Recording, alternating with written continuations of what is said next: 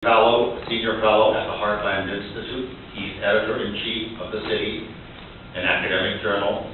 He's a co-founder of Red State, and he was formerly a speechwriter for Health and Human Services, Secretary Tommy Thompson, and U.S. Senator John Cornyn of Texas.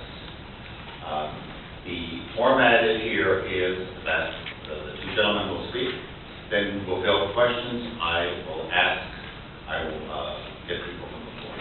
Thank you. Who will speak first? You, Mr. Garza.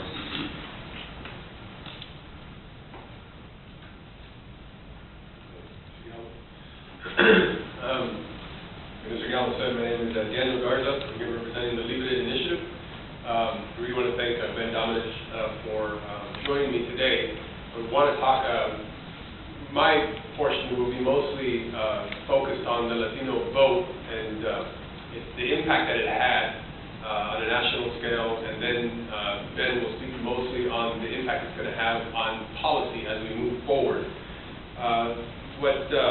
The first two pages of the handout that I provided, it basically is a sort of two sheets that reflect a column that I had published on the Federalist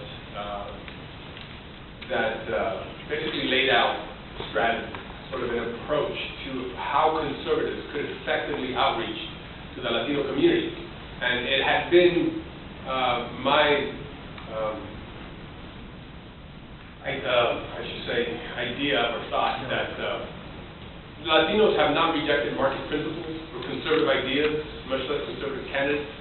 That in fact, what had occurred in the past was just that the conservative movement had, in a sense, through a fault of their own, ceded minority communities to the left, and that the left had dominated the conversation of policy, of ideas, and had also practiced demonizing the opposition, almost in an open playing field with nobody to counter those ideas, nobody to counter those premises.